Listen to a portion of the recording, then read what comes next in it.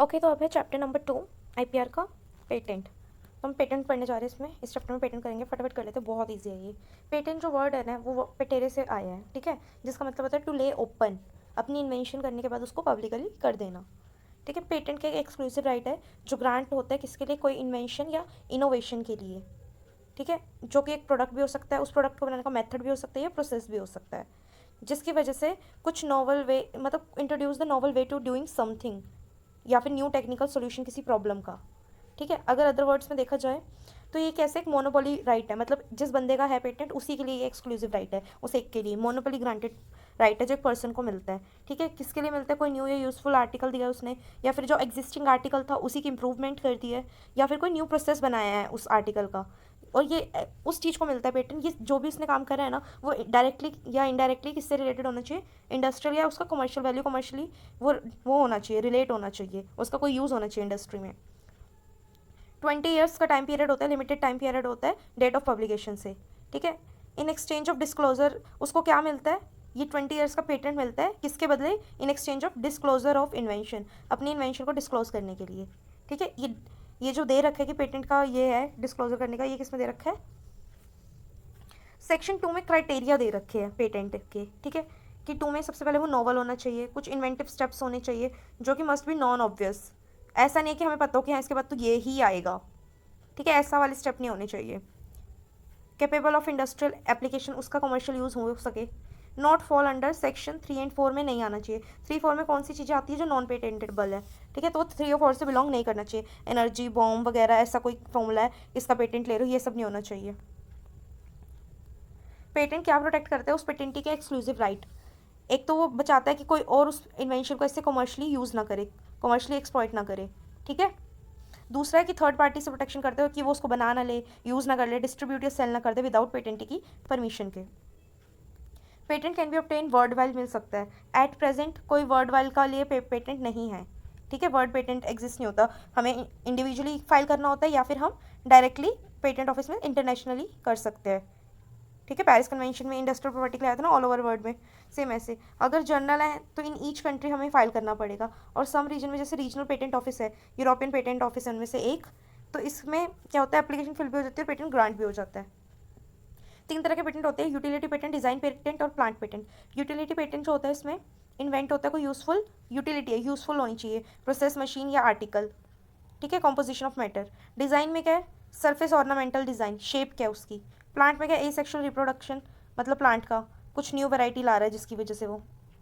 उसके बाद है पेटेंट लॉ की बात करते हैं। पेटेंट लॉ किस 1970 एक्ट के तहत आया था, ठीक है, रूल्स आए थे 72 में। पेटेंट एक्ट 1970 क्या कहते हैं, जो इन्वेंशन है ना पर्सन की, वो पेटेंटेड तभी होएगी इफ़ द जो प्रोसीजर या फिर रिक्वायर्ड प्रिस्क्राइब्ड रिक्वायरमेंट्स है वो अगर फुलफिल हो रही है तो ही उसको पेटेंट मिलेगा। और रिक्वायरमेंट्स हमारी वो 4 क्राइटेरिया थे ना, नॉवेलिटी, नॉन ऑब्वियस स्टेप, और 3 और 4 सेक्शन में नहीं आना चाहिए, और कमर्शियल यूज़ होना चाहिए, वही 4 चीज़ें। पेटेंट एक्ट में क्या बता रखा है, डिटेल प्रोसीजर दे रखा है कि पेटेंट कैसे मिलता है, फिर उसके राइट्स के बारे में बता रखा है, प्रोविज़न बता रखे हैं, राइट्स एंड ऑब्लिगेशन ऑफ पेटेंटी के क्या है, टर्म बता रखे हैं, जैसे 20 साल का है, आफ्टर इन्वेंशन गोज टू, उसके बाद वो पब्लिक डोमेन में चला जाएगा। ट्रांसफर भी हो सकता है पेटेंट, सरेंडर भी हो सकते हैं। रिवोकेशन मतलब वापस ले जाना, रिवोक कर देना, पेटेंट खत्म कर देना, खारिज कर देना, मतलब गवर्नमेंट उसे रिवोक भी कर सकती है। रिस्टोरेशन, दोबारा से वापस आ जाना। इन्फ्रिंजमेंट मतलब रिन्यूअल करा देना। इन्फ्रिंजमेंट का मतलब होता है धोखाधड़ी टाइप, मतलब कुछ वॉयलेशन कर देना, ठीक है। रेमेडीज़ फिर इन्फ्रिंजमेंट की, इसके बारे में बात कर रखी है आर्टिकल उसमें, पेटेंट के आर्टिकल में। पेटेंट लॉ कब आया था, 1856 में। पेटेंट एंड डिज़ाइन एक्ट आया था 1911 में। पेटेंट से रिलेटेड है सारा डाटा। पेटेंट एक्ट आया था 1970 में, उसके रूल आए 1972 में। फिर पेटेंट की अमेंडमेंट हुई 2005 में, और उसके रूल आ गए थे 2003 में। अमेंडमेंट हुई 5 में जाके, रूल उसके पहले ही आ गए थे, ठीक है। इंडियन पेटेंट एक्ट देखा जाए ना, उसके अंदर 23 चैप्टर है और 162 सेक्शंस है, बहुत बड़ा है ये। और ट्रीटीज़ और फॉरेन पेटेंट में, मतलब जो फॉरेन में पेटेंट लेना हो उससे कौन कौन सी ट्रीटीज़ वो करती है रिलेट, जैसे पेरिस कन्वेंशन या पेरिस ट्रीटी, ठीक है। जो पेरिस की ट्रीटी है वो कब हुई थी, 1883 में। इससे पहले ये हम ट्रीटीज़ में कवर कर चुके हैं, पर इससे पहले मैं इसकी स्टोरी बता देती हूँ। पेरिस में ना 1873 में एक एग्जीबिशन लगा था जिसमें सब अपनी इन्वेंशन लेकर आएंगे, लेकर तो है, बट सब वहाँ पे ना कोई पूछा नहीं था, ये सोच सोच के कि भाई अगर मेरा किसी इन्वेंशन चुरा लिया तो ये मेरा है, किसी ने ले लिया, क्योंकि उस टाइम पे वो तो थे नहीं, कोई आईपी राइट्स तो थे नहीं, तो इसलिए सबसे पहले आईपी राइट्स बने, पेरिस कन्वेंशन हुआ, और इसमें शुरू में क्या थे, 11 स्टेट्स थे, जिसमें क्या बोला गया था, नेशनल ट्रीटमेंट दिया जाएगा, मतलब कोई डिस्क्रिमिनेशन, ये ऑलरेडी ट्रीटी में कवर है। राइट टू प्रायोरिटी जो आएगा उसको मिलेगा पहले। इंडिपेंडेंस ऑफ पेटेंट, हर जगह उसकी मान्यता होगी, प्लस गवर्नमेंट जब चाहे उस पेटेंट को अपने लिए यूज़ कर सकती है, अगर नेशनल पेंडेमिक इमरजेंसी पड़ रही है या फिर क्या हो रहा है, कोई उस इन्वेंशन को यूज़ नहीं कर रहा नेक्स्ट 3 ईयर्स तक, तो इंडिपेंडेंस रहता है पेटेंट को, गवर्नमेंट उससे लेके किसी और को दे सकती है। फिर बात करते हैं 19 जून 70 में पेटेंट कॉर्पोरेशन ट्रीटी आई थी 1970 में, जिस पे फिलिंग ऑफ पेटेंट का प्रोसेस बता रखे उसकी, उसको ईजी कर दिया था। ये हमने पेटेंट लॉ ट्रीटी पढ़ा है ना, ये कब आई थी, पेटेंट लॉ ट्रीटी आई थी हमारी 2000 में ना, तब आया था।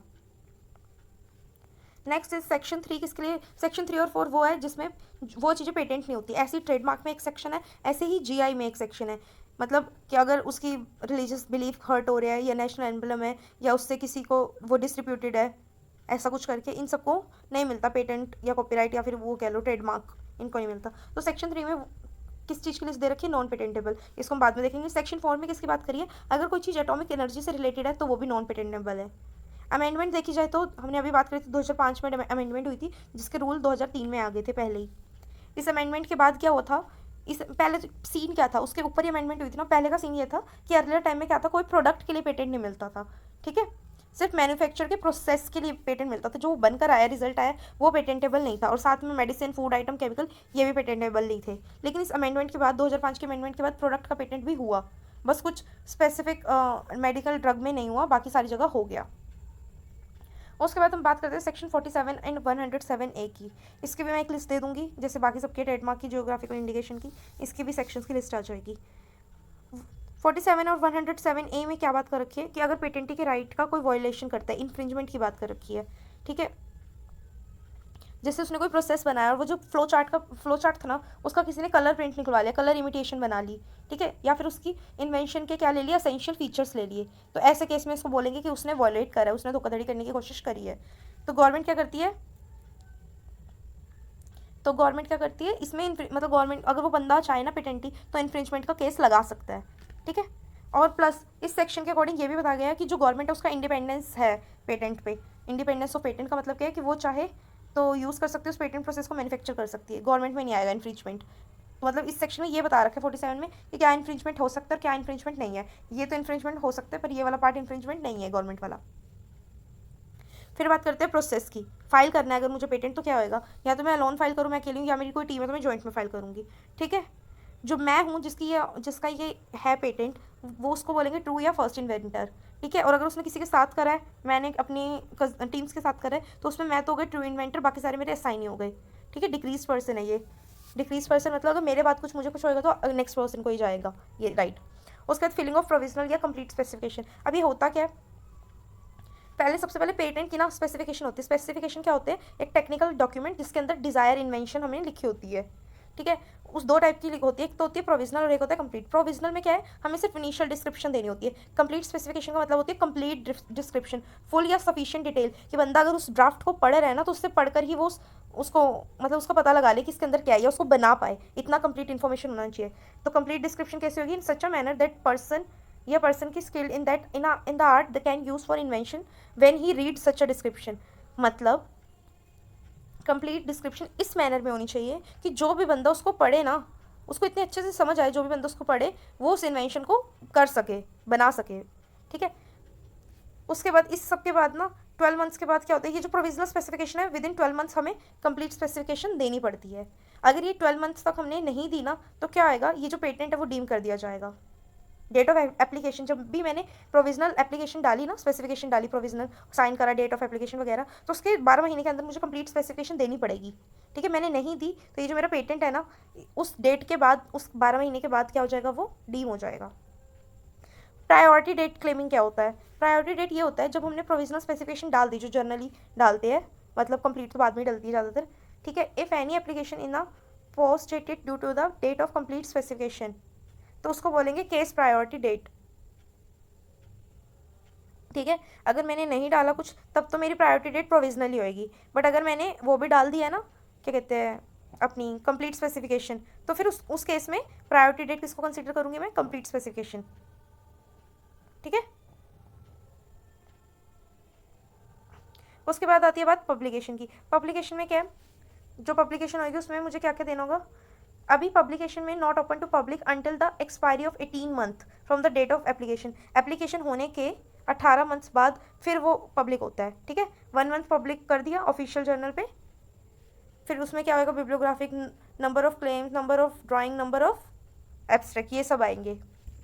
However, applicant may request to the permission of controller and publish the applicant at an earlier date। ये भी कर सकता है वो। जब उसकी वो है ना इन्वेंशन पब्लिश होएगी तो क्या होएगा, सबसे पहले डायरेक्ट वो किसी पब्लिक प्लेटफॉर्म पे ओपन अप नहीं होती, सबसे पहले वो एक जर्नल में पब्लिश होएगा, ठीक है। एग्जामिनेशन, उसकी एप्लीकेशन का एग्जामिन होता है जब डेट ऑफ प्रायोरिटी है ना जो भी है हमारी, उसके 48 मंथ्स तक क्या होता है, एप्लीकेंट ना रिक्वेस्ट बना के रखता है कि अगर किसी को भी इस टाइम पे वो है ना क्या कहते हैं ऑब्जेक्शन है, तो उसका जो एप्लीकेशन है वो क्या हो जाएगा, विड्रॉल हो जाएगा। तो ऐसे क्या होती है, एग्जामिनेशन होती है हमारे एप्लीकेशन की। तो डर हमेशा बना रहता है। जब मैंने फाइल कर दिया एप्लीकेशन, डेट ऑफ प्रायोरिटी भी आ चुकी है मेरे पास, तो 48 मंथ्स तक 4 साल लगेंगे मुझे देखने में। 4 साल तक मतलब मुझे कोई भी क्लेम कर सकता है। Time for putting application in order for a grant. Grant कब मिलता है, कंट्रोलर देता है ग्रांट, ठीक है। forwarded to the applicant the first statement of the objection, application specification and document related to it, ठीक है। 12 मंथ के लिए एप्लीकेशन दे दी जाती है। उसके बाद क्या है, अपोजिशन का वेट करते हैं। डिसमिस कर सकते हैं, अपील कर सकते हैं। पार्शियल, डिसमिस का मतलब है डिसमिस कर दिया, अपील का मतलब नहीं करा, पार्शियल का मतलब अमेंड कर दिया, ठीक है। अपोजिशन ऑफ ग्रांट ये होता है। प्री भी हो सकता है, पोस्ट भी हो सकता है। हमारी पेटेंट करने से पहले भी हो सकता है, जब पेटेंट नहीं मिला तब भी हो सकता है, पेटेंट मिल चुका है अब, ठीक है, आफ्टर ग्रांट, तो भी अगर हमने एविडेंस दिखा दिया तो क्या होगा, before the expiry 1 year of date of publication. Publication से 1 साल पहले तक, इसको पब्लिकेशन की बात कर रही हूँ मैं, ना कि प्रोविजनल डेट की। जब वो पब्लिक हुई है ना, पब्लिश हो चुकी है जर्नल में, उसके बाद 1 साल के बाद तक भी हम उसको क्या कर सकते हैं, ऑब्जेक्ट कर सकते हैं, अपोज कर सकते हैं। फिर पेटेंट मिल जाता है बाय कंट्रोलर जनरल, फिर ओपन हो जाता है पब्लिक इंस्पेक्शन में, ठीक है। बस एक इसमें ये चीज़ है, एग्जामिनेशन जब चल रही होती है, पेटेंट मिलते मिलते इतना टाइम लग जाता है। सेक्शन 3 में वो बातें थी जो पेटेंटेबल नहीं थी। फ्रिलस, कॉन्ट्रैरी टू नेचर लॉ, ये मतलब वही सारी चीज़ें हैं कि 100% एफिशिएंसी किसी चीज़ की भी नहीं होती। अगर वो कोई दे रहा है तो बिल्कुल नेचुरल लॉ के खिलाफ है, वो कॉन्ट्राडिक्टरी है नेचुरल लॉ के, तो ऐसी चीज़ को पेटेंट नहीं मिलता। Contradictory to public and morality, जिससे चोरी करने का किसी ने डिवाइस बना दिया, ये हमारे मॉरल में तो नहीं आता ना, तो ऐसे चीज़ को भी पेटेंट नहीं मिलता। मियर डिस्कवरी ऑफ साइंटिफिक प्रिंसिपल, अब हमें पता है जैसे बैक्टीरिया है, अब उसको नई तरह की बैक्टीरिया की डिस्कवरी, अरे क्लासिफिकेशन बना रखी है हमने, ठीक है, उसी में से किसी में आ जाएगा, ऐसी चीज़ को पेटेंट नहीं मिलता। मियर discovery of new form of non one, जैसे एस्पिरिन है, एस्पिरिन का कोई नया तरीके से फॉर्मूला बना के एस्पिरिन बना दिया या उसका इफेक्ट थोड़ा अलग कर दिया, लेकिन है मेजर इफेक्ट वही है उसका, अभी भी वो उसी चीज़ के लिए यूज़ होती है, तो ऐसी चीज़ को भी पेटेंट नहीं मिलता। एड मिक्सचर सिनर्जेसी, जैसे वाटर और साल्ट का, ये तो सबको ही पता है ना, ऐसी चीज़ों का मिक्सचर बन जाता है, तो ऐसी चीज़ को भी पेटेंट नहीं मिलता कि कहीं भी मैंने नमक और पानी को घोल दिया, चीनी और पानी को घोल दिया। मियर अरेंजमेंट, जैसे मैंने फैन के अंदर लाइट को फिक्स कर दिया, ऐसी चीज़ को भी पेटेंट नहीं मिलता, ये तो कुछ भी नहीं, अरेंजमेंट ही तो करा, फैन भी ऑलरेडी डिस्कवर है, लाइट भी डिस्कवर है। टेस्टिंग मेथड, जैसे ये टेस्टिंग मेथड को ना सेक्शन 3 में से हटा दिया गया है, ओमिटेड कर दिया गया है। मेथड ऑफ एग्रीकल्चर, जैसे सॉइल कंजर्वेशन, इस चीज़ को भी नहीं मिलता। मेथड ऑफ ट्रीटमेंट, जैसे ट्रीटमेंट में एक्सरे यूज़ हुई है या किस तरीके से जो ट्रीटमेंट का प्रोसेस है, इन सारी चीज़ों को पेटेंट नहीं मिलता। प्लांट की स्पीशीज़, एनिमल और सीड को भी पेटेंट नहीं मिलता। मैथमेटिकल बिजनेस मेथड, एल्गोरिथम को भी पेटेंट नहीं मिलता, जबकि उसमें बात कर रही थी कंप्यूटर में जो अब बना है बायोटेक के लिए जो बनी थी लास्ट ट्रीटी, ठीक है। उसके बाद यूरोपियन वाला बने था, यूरोपियन पेटेंट वाला, उसमें बायोटेक और कंप्यूटर और इस सब की तो बात हो रही थी, एल्गोरिथम की। नेक्स्ट है लिटरेसी आर्टिवर्क को, तो ये तो पता ही है, इस पर को तो कॉपीराइट मिलता है। स्कीम ऑफ प्लेइंग गेम, किस तरीके से हम प्ले करते हैं, परफॉर्म किस तरीके से करते हैं, इस चीज़ के लिए कोई मेंटल एक्ट के लिए कोई पेटेंट नहीं है, ठीक है। यही परफॉर्मर वाला तो कॉपीराइट वालों को भी नहीं मिला था। प्रेजेंटेशन ऑफ इन्फॉर्मेशन, किसी चीज़ को मैंने प्रेजेंट कराया, समझाया है, अभी जैसे मैं तुम लोगों को बता रही हूँ या ये जो वीडियो बन रही है जिसमें जैसे समझ आ रहा है, इस चीज़ के लिए भी कोई पेटेंट नहीं मिलता। नेक्स्ट है टोपोग्राफी ऑफ इंटीग्रेटेड सर्किट, के लिए अलग से रूल आया है, सर्किट के लिए क्या नहीं मिलता, पेटेंट नहीं मिलता। इसके लिए कौन सी ट्रीटी आई थी, वॉशिंगटन वाला कन्वेंशन या ट्रीटी नहीं आई थी वो। ट्रेडिशनल नॉलेज के लिए कोई पेटेंट नहीं मिलता। सेम ऐसे बासमती राइस वाला, उन्होंने हमारे साथ क्या कर लिया था, पेटेंट ही तो लिया था उन्होंने हमारा, बासमती राइस का या नीम का या टर्मरिक का, उसके एंटी फंगल प्रॉपर्टीज़ का नीम का, और टर्मरिक का वूंड हीलिंग प्रॉपर्टी का पेटेंट लिया था। ये सब क्या हुए थे, ये तो ट्रेडिशनल नॉलेज थी, तो ये सारे पेटेंट रिवोक हो गए थे। सेक्शन 4 में वो बात कर रखी होती है जो एनर्जी या डिफेंस एटॉमिक एनर्जी से रिलेटेड चीज़ें, इनको भी पेटेंट नहीं मिलता। 20 के 1 में आती है ये चीज़ें, ठीक है। जैसे यूरेनियम से रिलेटेड कोई इन्वेंशन है, beryllium, thorium, plutonium, radium, graphite, lithium, ये सारे क्या रेडियो एक्टिव है, इन पे पेटेंट नहीं मिलता। किस एक्ट के तहत? एटॉमिक एनर्जी एक्ट के तहत। एक सेकेंड, इसमें एक चीज़ थी ना,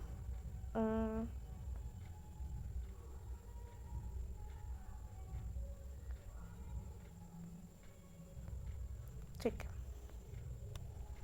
हाँ तो हम कहाँ पे थे? सेक्शन 4 हो चुका था हमारा। अब बात कर रहे हैं सेक्शन 5 की, जिसमें क्या बता रखा है? अपोजिशन के बारे में बता रखा है। ठीक है, पेटेंट का अपोजिशन कैसे होता है? प्री ग्रांट हो चुका है तो एनी टाइम हो सकता है, पोस्ट हो चुका है तो विद इन 1 ईयर, ये हम ऑलरेडी उसमें कवर कर चुके हैं। सेक्शन 39 क्या बताता है? Resident don't apply for patent outside the India without prior permission. पहले परमिशन लेगा, फिर चेक करेगा, not fall under the section 35 में क्या बात कर रखी है? बॉम्ब की, मिसाइल की, जो इंडिया के अगेंस्ट है, ऐसा पेटेंट इंडिया के बाहर जाके पेटेंट नहीं ले सकता। ठीक है, इंडिया में रहने वाला बंदा अगर उसने बॉम्ब या मिसाइल को बना दिया, उसका पेटेंट वो बाहर जाके ले रहा है, ऐसा तो अगेंस्ट है। इसके लिए उसको परमिशन लेनी पड़ेगी। अगर उसको कहीं और पेटेंट लेना है, इंडिया से परमिशन लेनी पड़ेगी कि भाई मैं आगे प्रोसीड करूँ या नहीं। और उस परमिशन को अप्लाई करने के बाद अगर 6 वीक तक जवाब आ जाता है कि हाँ जाओ तो जाओ, अगर जवाब आता है नहीं जाओ तो नहीं मिलेगी परमिशन, मतलब। और अगर जवाब कुछ भी नहीं आता ना, तो मतलब आप प्रोसीड कर सकते हो 6 वीक के बाद। ठीक है, सेक्शन 53 क्या बताता है? टर्म बताता है जो 20 ईयर्स है।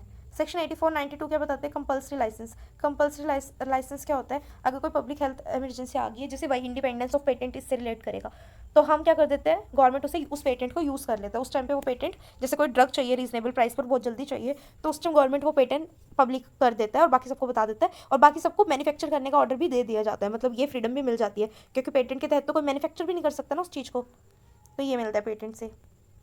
पब्लिक इसके अंदर आता है। ये सारी, ये जो लिस्ट है ना, ये मैं लिख कर दे दूंगी आगे कि 84 में क्या है और उसमें क्या है। उसके बाद है 159 में क्या बात कर रखी है? Power of central government to make rules. कभी भी अमेंड हो सकता है। ठीक है, ये चीज़ बता रखी है। इंपॉर्टेंट रिसेंट अमेंडमेंट क्या है? 80% रिड्यूस पेटेंट फी। सबसे पहले इंपॉर्टेंट अमेंडमेंट तो ये है कि पेटेंट फी को कम कर दिया गया है। उसके बाद क्या है? Expansion of expedite examination system. Fastest मिलता है पेटेंट, 41 डेज में मिल सकता है किसी भी स्टार्टअप के लिए। ठीक है, और ये किस किस पे लागू हो रखा है? एसएमई पे, फीमेल एप्लीकेंट पे, गवर्नमेंट डिपार्टमेंट किससे अगर कोई आया पेटेंट। ठीक है, इंस्टीट्यूशन स्टैब्लिशमेंट, इन सारे इंस्टीट्यूट से गवर्नमेंट कंपनी को मिलता है। और किस किस को मिल रहा है? पेटेंट प्रोसिक्यूशन हाईवे को, शेयरिंग इन्फो बिटवीन सम पेटेंट ऑफिसर, इन सबको भी मिल जाएगा। ओके, अब हम जर्नी देखें तो पेटेंट ये इतना इंपॉर्टेंट नहीं है जर्नी वाला, ये विपो हमने ट्रीटी में कवर कर लिया है। अच्छा, फेमस एग्जांपल ये मैंने ऑलरेडी ट्रेडमार्क में भी बताया है कि बासमती राइस का पेटेंट था, किसने ले लिया था? राइस टेक ने ले लिया था, 1997 की बात है। ठीक है, तो line and grain of for naval high yielding और अपने फोटो इंसेंसिटिव और मीडियम ड्वार्फ, इन सब के लिए इन्होंने पेटेंट लिया था। तो इंडिया ने क्लेम कर दिया था भाई 2000 में, 97 में इन्होंने लिया, 3 साल बाद इंडिया ने क्लेम कर दिया कि भाई नहीं ये तो हमारा है। ठीक है, और मिल गया था इंडिया को। इन्फ्रिंचमेंट की बात करें तो 2 टाइप्स होती है, डायरेक्ट भी हो सकती है, इनडायरेक्ट भी। डायरेक्ट इन्फ्रिंचमेंट क्या होता है? जैसे सिमिलर जैसी चीज़ ले आना, तो डायरेक्ट वॉयलेट कर दिया। मेरा भी गुची का बैग है, उसका भी गुची का, बस एक नकली है और एक असली है। इनडायरेक्ट करना, स्पेयर पार्ट ले आना है। मैं गुची का बक्कल ले आई और मैंने किसी और अलग अलग चीज़ें ले आके उसको जोड़ के बना दिया मैंने, इनडायरेक्टली करा है मैंने। ठीक है, लिटरल का मतलब क्या होता है? प्रोडक्ट के फीचर सिमिलर कर दिए। और डॉक्ट्राइन क्या होता है? फंक्शन सिमिलर कर दिया। डॉक्ट्राइन मतलब पूरा जो थीसिस था वही, फंक्शन ही सिमिलर कर दिया। एक ही प्रोडक्ट दिखने में सेम है तो लिटरल, और डॉक्ट्राइन में पूरा फंक्शन सेम है। बस यही था इसमें।